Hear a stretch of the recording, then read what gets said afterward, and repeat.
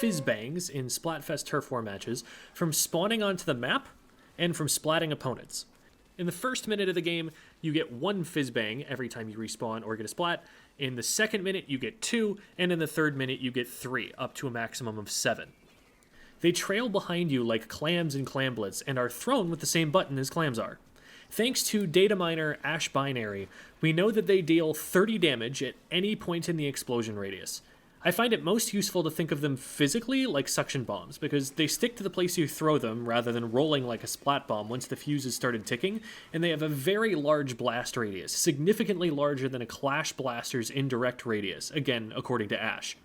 That said, I think the explosion radius is that large in part to compensate for the fact that they explode in the air instead of on the ground. You can see that the explosion radius is a lot bigger than what it actually paints on the ground. I believe this means it's ideal to dodge them by swimming, because you're lower to the ground and less likely to bump your head on the underside of that sphere. While that damage isn't enormous and the fuse time is fairly slow, one of the really powerful aspects of the Fizzbang is that it doesn't cost any ink at all to throw.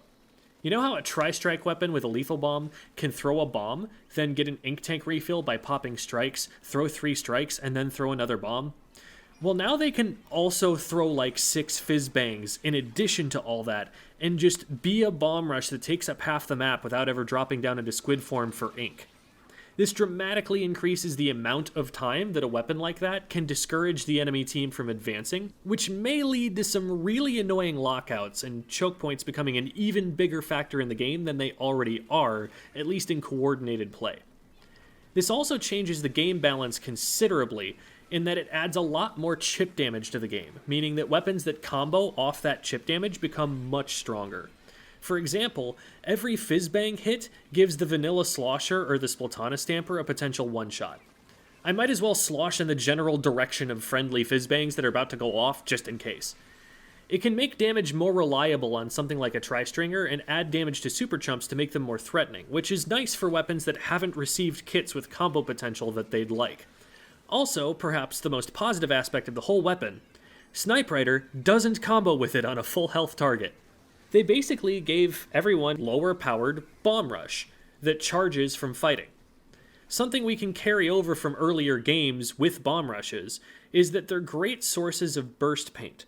So if you don't have a fight to use them on, one great way to use the Fizzbangs is to throw all of them into enemy ink, especially in the last few seconds of the game, knowing that even if you throw the last one as time expires, it'll still explode after time is up and count toward the final score.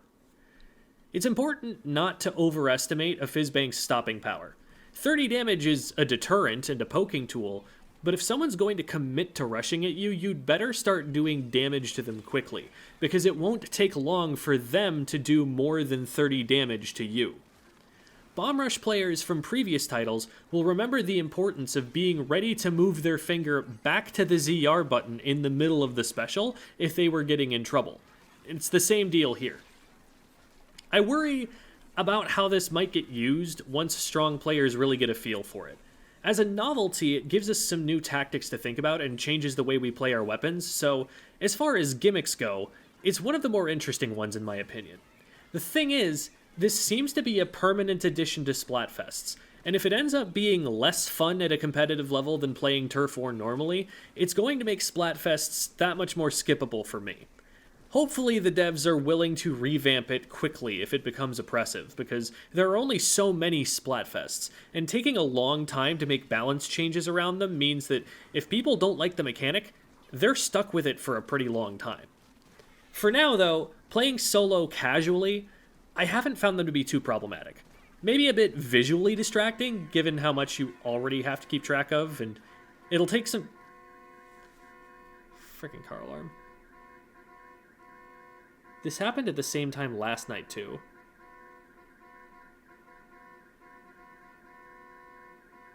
It's like 4 a.m. This is really bad that this keeps happening. This is gonna wake up the whole neighborhood.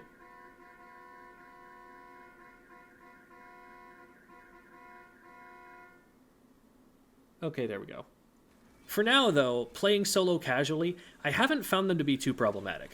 maybe a bit visually distracting given how much you already have to keep track of, and it'll take some time before I'm visually recognizing them and not reflexively shooting at them like they're an enemy booyah bomb or splashdown. But in a patch that didn't change the meta very much in competitive play, it's fun to at least have something to theory craft in the meantime.